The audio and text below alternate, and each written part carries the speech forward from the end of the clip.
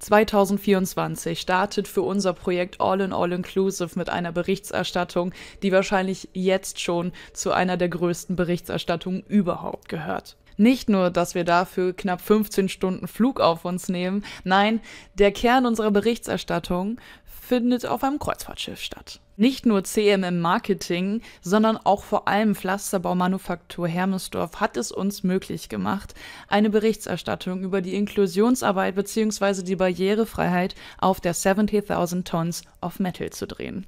Dieses Video hier entsteht quasi direkt vor dem Flug nach Miami. Und was man als Mensch mit Behinderung beachten sollte, wenn man am Ende ein Teil von 70.000 Tons of Metal sein möchte, sowohl am Flughafen, im Flugzeug, in Miami, auf dem Weg zum Kreuzfahrtschiff, auf dem Kreuzfahrtschiff, so einen Beitrag gab es noch nie. Wir haben ihn für euch gedreht, wir durften ihn für euch drehen.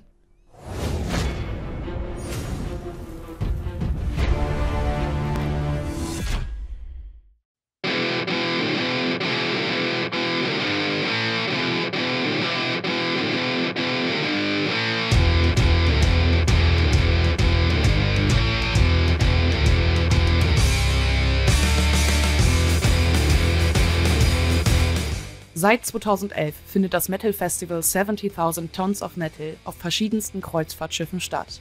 Dabei führt die Route der Tour immer von Miami, Florida durch die karibischen Gewässer zu einem touristisch interessanten Zielort und wieder zurück. Dieses Jahr 2024 fanden wir uns am dritten Tag der Reise in Puerto Plata, einer Hafenstadt in der Dominikanischen Republik, wieder.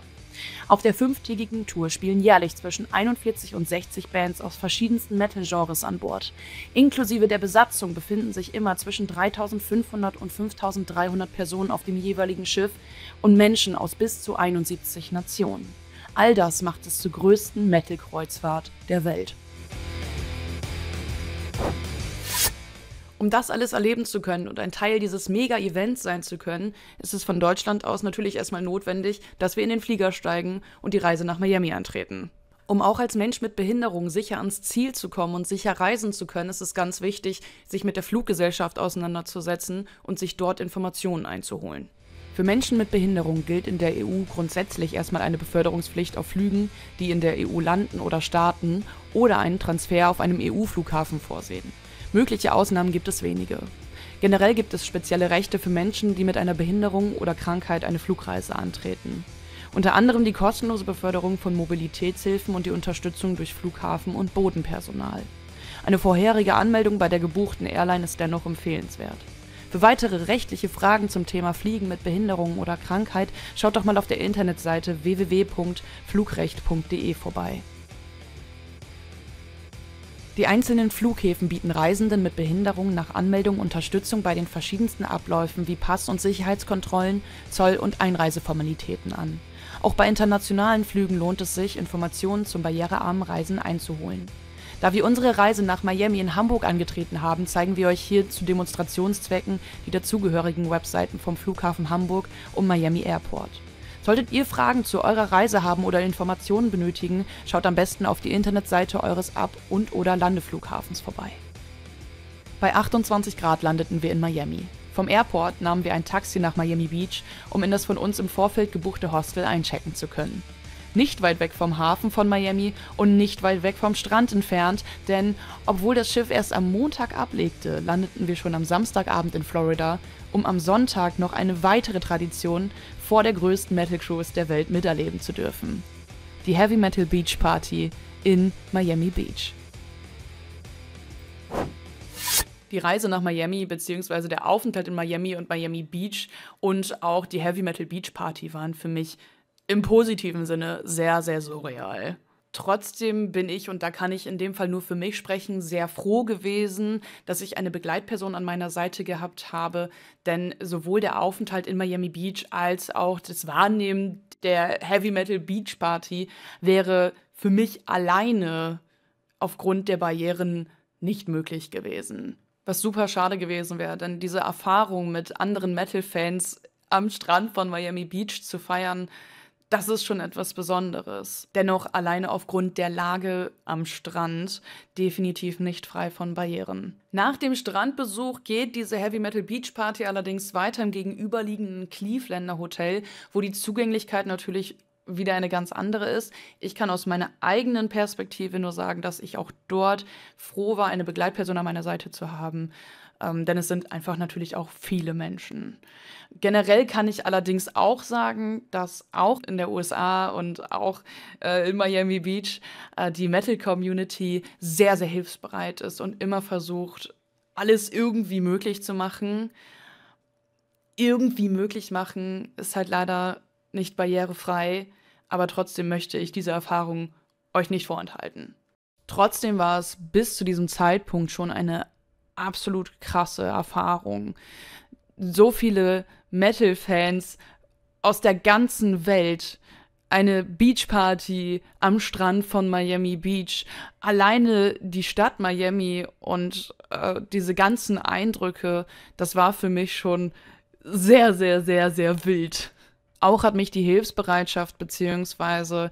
die Art und Weise, wie an Flughäfen und auch in den Airlines mit Menschen mit Behinderung umgegangen wird, einfach erfreut. Es war einfach schön zu sehen, dass dort Hilfe angeboten wird, beziehungsweise dass man als Mensch mit Behinderung auch ohne Probleme und ohne Ängste internationale Flugreisen antreten kann. Und eigentlich ging es für uns ja dann erst richtig los, denn am Montag darauf begann unsere Reise erst zum Miami Port, also zum Hafen von Miami, um dann auf eines der größten Kreuzfahrtschiffe der Welt einzuchecken.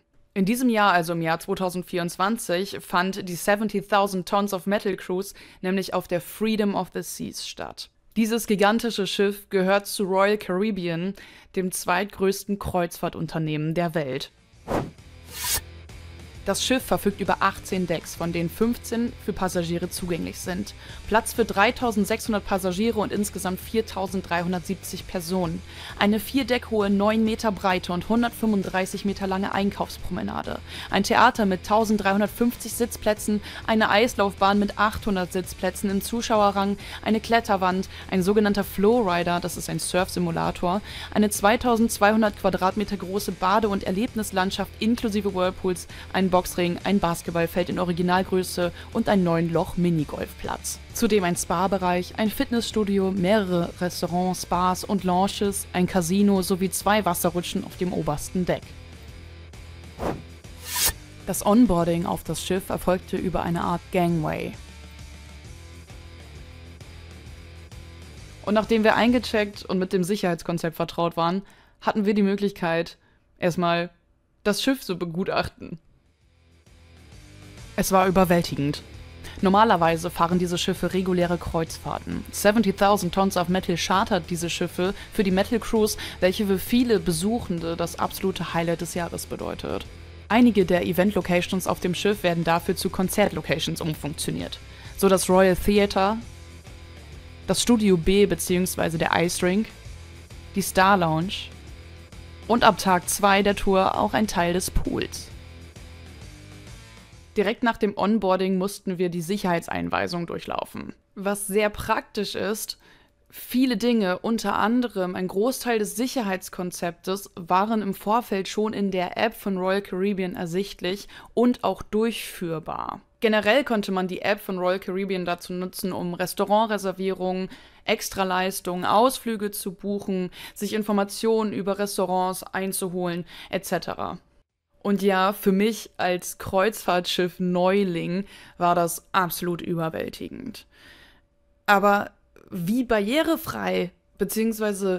wie barrierearm ist denn jetzt eigentlich dieses Kreuzfahrtschiff bzw. die 70.000 Tons of Metal? Was wird dafür getan, dass Menschen mit Behinderung dieses Event miterleben können? Das haben wir uns nach dem ersten positiven Schock dann mal genauer angeschaut. Das Schiff ist mit Fahrstühlen auf jedes Deck ausgestattet. Der Fahrstuhl, der die Türen öffnet, gibt ein akustisches Signal von sich.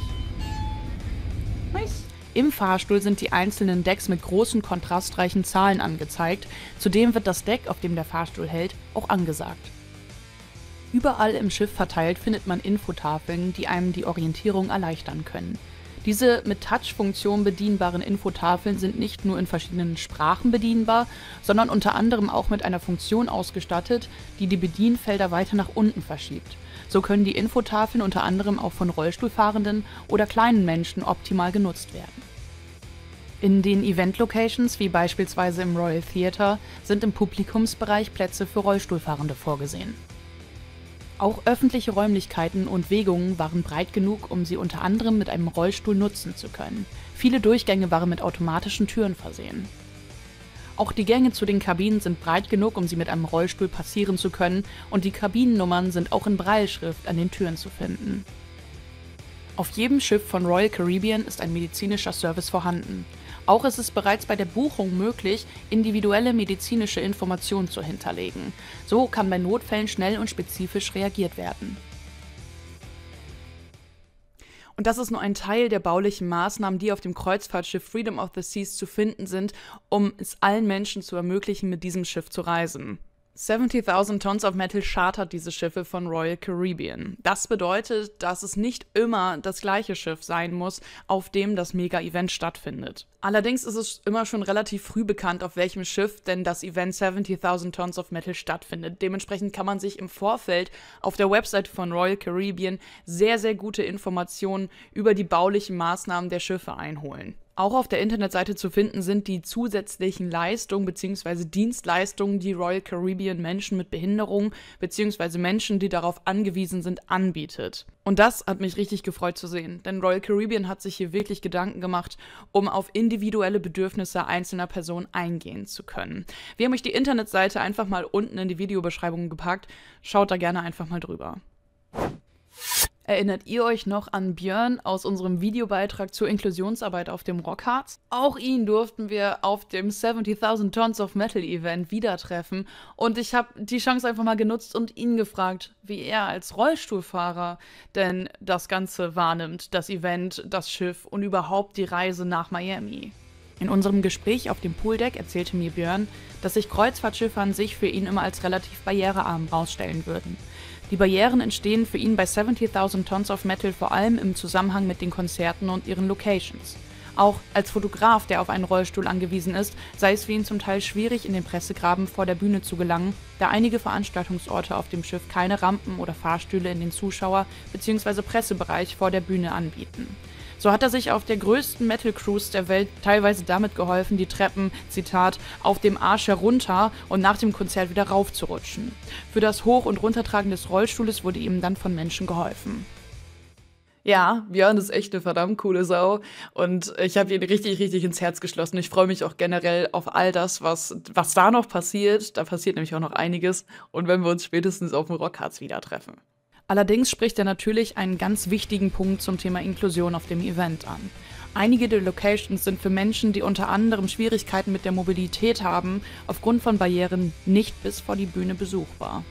Auch gibt es teilweise zum Beispiel an der Bühne auf dem Pooldeck keine reservierten, geschützten Plätze in Bühnennähe, um Menschen, die zum Beispiel aufgrund einer Behinderung darauf angewiesen sind, ein eigenständiges und volles Konzerterlebnis bieten zu können. Ebenfalls kann es mit dem Zeit-Location-Plan sehr schwierig für Menschen, die unter anderem Schwierigkeiten mit der Mobilität, Orientierung und/oder visueller Wahrnehmung haben werden, verschiedene zeitlich sehr nah aufeinander folgende Shows von KünstlerInnen an verschiedenen Orten vollständig erleben zu können, da beispielsweise Leitsysteme fehlen, das Schiff teils verwinkelt ist und viele Menschen auf den Zuwegungen anzutreffen sind. Auch das Erwerben von Merch bzw. Fanartikeln sowie die Teilnahme an Events wie dem Bellyflop Contest kann aufgrund von Barrieren für unter anderem Menschen mit Behinderung kaum bis gar nicht möglich sein. Auch ist es natürlich immer wieder spannend zu erfahren, was Bands von der Inklusionsarbeit auf verschiedenen Events mitbekommen. Beziehungsweise wie präsent ist es überhaupt für die einzelnen KünstlerInnen, Barrieren für Menschen mit Behinderungen abzubauen. Wir sind Lord of the Lost. Ja. Yeah! Und wir befinden uns auf der 70.000 Tons of Metal. Und ich habe die große Ehre, euch ein bisschen zu interviewen, ein bisschen Fragen zu stellen. Und ja, wir sind hier, um einen Beitrag über die Inklusionsarbeit, über die Barrierefreiheit auf der 70K zu drehen. Habt ihr damit schon mal Berührungspunkte gehabt? Habt ihr mit Inklusion Berührungspunkte? Wie sieht das bei euch aus? Ja, wir haben mit Inklusionsarbeit insofern zu tun, dass wir natürlich jeden Tag irgendwelche Mails bekommen, ob nur auf Social Media oder an diverse E-Mail-Adressen mit der Frage, ey, wie ist es bei dem Konzert können wir da mit einem Rollstuhl rein oder wie ist das? Ich habe folgende Behinderung, darf ich jemand mitbringen? Insofern haben wir damit immer zu tun. Und wir versuchen natürlich, beziehungsweise unsere Booking-Agentur versucht natürlich auch immer, Konzertvenues auszusuchen, wo so viel wie möglich machbar ist. Was ich bei uns wirklich immer wieder wahnsinnig stark finde, ist, wie unser Publikum, wie unsere Fans mit zum Beispiel Rollifahrern oder anderen Leuten mit Einschränkungen umgehen. Die werden automatisch nach vorn gelassen. Da wird immer drauf geachtet und dieser Umgang miteinander, den finde ich grandios. Was wünscht ihr euch für die 70.000 Tons of Metal? Was wünscht ihr euch vielleicht auch im Bereich Inklusion? Wie fühlt ihr, wie geht es euch einfach generell hier auf diesem ganzen Schiff? Ich fühle mich gut. Also Schön. ich finde es total krass, ich finde es total absurd, dass eine doch vermeintliche Nischenmusik die Möglichkeit hat, so stattzufinden, die Möglichkeit hat, ein Kreuzfahrtschiff voll zu machen mit Leuten, die alle das Gleiche feiern. Ich persönlich, weil ich eben nicht betroffen bin, kann nicht sagen, wie es mit der Inklusion hier so aussieht. Und wir sind hier auch erst einen Tag an Bord. Das heißt, das zu kommentieren, das würde ich anderen überlassen. Ich habe Leute im Rollstuhl schon gesehen, das heißt, an Bord kommen sie, das ist sehr gut. Vielleicht auch nicht überall hin, wer weiß ich nicht, kann ich nicht sagen. Also wie gesagt, das können wir nicht. Es gibt auf jeden Fall Fahrstühle, das ist schon mal was, aber wie das mit den Konzertvenues ist. Und es gibt barrierefreie Zimmer. Wir sind hier gerade in einem barrierefreien Zimmer mit extra breiter Balkontür und Rampe und wahrscheinlich dementsprechend extra weitläufigen Bad. Wir haben schon Rollifahrer gesehen. Ich habe Leute mit Gehbehinderung, mit Sehbehinderung. Ich habe Kinder gesehen. Also im Prinzip ist dieses Festival tatsächlich sogar fernab der Inklusion, sondern auch mit den anderen Leuten, die man hier trifft oder die Gegebenheiten. Es ist wie jedes andere Festival, was wir in Europa spielen, gefühlt. Wir sehen die gleichen Leute, wir sehen teilweise die gleichen Fans. Ja, tatsächlich, weniger Matsch allerdings. Weniger Matsch, genau. Nur, dass das Ganze auf einem Schiff stattfindet. Und ich finde, diese Tatsache alleine zeigt eigentlich schon, dass, glaube ich, im Bereich der Inklusion hier tatsächlich auch schon ganz gut vorgearbeitet wurde. Vielen, vielen Dank für eure ehrlichen Antworten. Das weiß ich sehr zu schätzen. Ich wünsche euch einen mega geilen Auftritt und ich wünsche euch eine mega geile Zeit. Euch auch. Ebenso. Dankeschön. Royal Caribbean macht es mit ihren Kreuzfahrtschiffen und ihren Leistungen, die sie anbieten, schon vielen Menschen möglich, eigenständig eine Kreuzfahrt besuchen zu können. Davon profitiert natürlich auch die größte Metal Cruise der Welt, 70.000 Tons of Metal. Um dieses Event aber wirklich auch allen Metal-Fans so zugänglich wie möglich zu machen, benötigt es hier und da eventuell noch ein bisschen Unterstützung. Klar, in den meisten Fällen können Dinge immer irgendwie möglich gemacht werden, aber dieses irgendwie möglich machen ist eben kein Abbau von Barrieren und keine Inklusionsarbeit. Wir, das Team von All in All Inclusive, haben 70.000 Tons of Metal ein Inklusionskonzept mit unseren Ideen und Vorschlägen zukommen lassen, um es noch mehr Metal-Fans zu ermöglichen, die größte Metal-Cruise der Welt so eigenständig wie möglich besuchen zu können. Denn für mich war 70.000 Tons of Metal auf so vielen Ebenen ein Erlebnis, was ich nie wieder vergessen werde. Und selbstverständlich wünsche ich mir für alle Metal-Fans da draußen, dass jeder die Möglichkeit bekommen kann, das zu erleben, was ich in dieser Zeit in Miami, Florida, beziehungsweise auf dem Meer in der Karibik erleben durfte. Auch hier geht nochmal ein ganz, ganz, ganz, ganz großes Danke raus. Und zwar zum einen an die Dudes von CMM. Vielen, vielen Dank, dass ihr das für uns möglich gemacht habt, dass ihr uns so wundervoll betreut habt in dieser ganzen Zeit und uns immer bei Fragen mit Rat und Tat zur Seite gestanden habt und uns auch vor Ort sehr, sehr viel möglich gemacht habt. Vielen, vielen Dank dafür. Und an Pflasterbaumanufaktur Hermesdorf, denn ohne euch hätten wir gar nicht in den Flieger steigen können. Also vielen, vielen lieben Dank im Namen von dem Team, im Namen von allen Menschen, die diesen Beitrag hier gerade sehen können. Vielen Dank, dass ihr uns diesen Beitrag ermöglicht habt. Wenn ihr da draußen Unterstützung bei Pflaster, Bagger, Gartenarbeiten benötigt, Planung von Außenanlagen, Terrassen etc., dann schaut auf jeden Fall mal bei Pflasterbaumanufaktur Hermesdorf vorbei.